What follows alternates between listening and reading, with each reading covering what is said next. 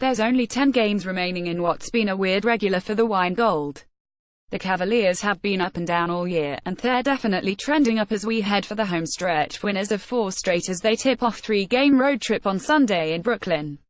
On Friday night at the Q, the Cavs wrapped up a 3-game homestand in style, crushing the short-handed Suns for the second time in 2 weeks.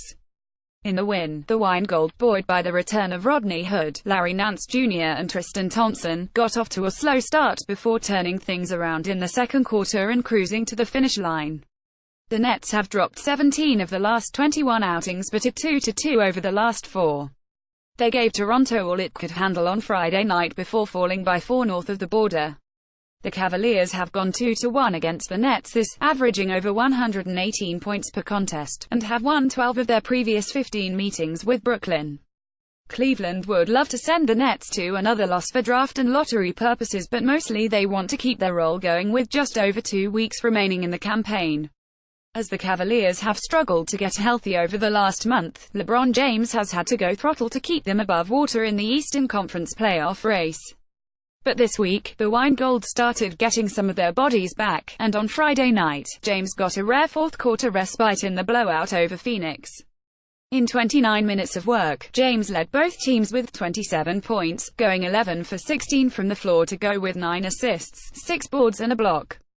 He didn't commit a turnover until the third quarter of Friday's win and, combined with his 17-assist, 0-turnover performance on Wednesday, handed out 28 straight helpers without committing a miscue. The 4-time MVP has been excellent through the first 3 meetings with Brooklyn this year, averaging 31.0 points on 58% shooting from the floor, 54% from long range, adding 9.3 boards and 9.7 assists, notching triple-doubles in 2 of those contests. The Raptors still have the best mark in the Eastern Conference, and maybe its best starting backcourt. But the Cavaliers' starting guards each had outstanding performances against them, with George Hill and Jose Calderon combining to go 15 for 18 from the floor, including 6 of 6 from deep. The Raptors got another dose of that on Friday night against the Nets, with D'Angelo Russell notching his first career triple-double and Allen Crabbe drilling 5 triples to set the Nets single record. Russell, in his third year out of Ohio State, finished with 18 points, 13 assists and 11 boards in the loss. Crabbe netted 18 points of his own, going 5 of 8 from beyond the arc. Both players are having their best, with Crabbe topping the 20-point plateau in 13 games so far this and Russell averaging 19.9 points per over his last 7 outings. Russell has only faced the Cavs once this year, but he was very good, finishing with 25 points on 9 for 18 shooting in Brooklyn's February 27 loss in Cleveland.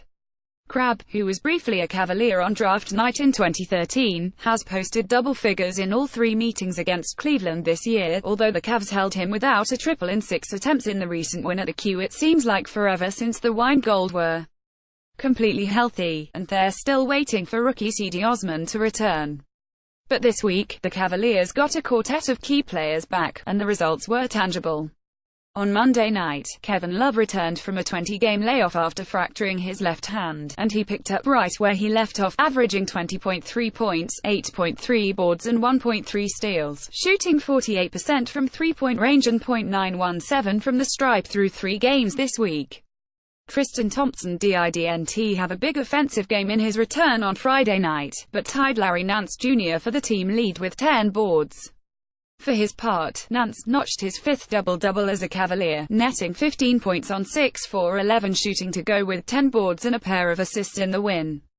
Rodney Hood barely missed double figures in his first game back after missing the previous 5 of the previous 6 contests with his lower back, finishing with 9 points, going 4 for 8 from the floor to go with 3 boards and an assist.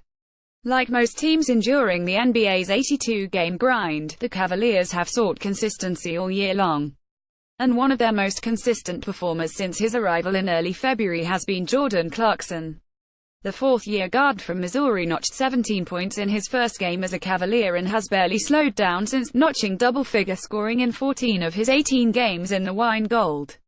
In Friday night's win, Clarkson, the league's second leading bench scorer, almost single-handedly changed the complexion of the game, netting 11 of his 13 points in the second quarter, helping key a 32-7 run to close the period and put the Cavaliers on easy street for the rest of the night.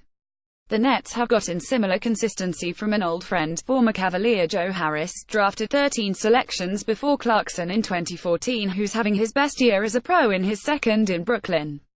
Harris is in the top 10 in three-point percentage, is third in three-point percentage on the road, behind only Utah's Joe Ingles and Cleveland's George Hill, and the only player in the league with a better field goal percentage on drives to the basket than Harris is a former teammate named LeBron James.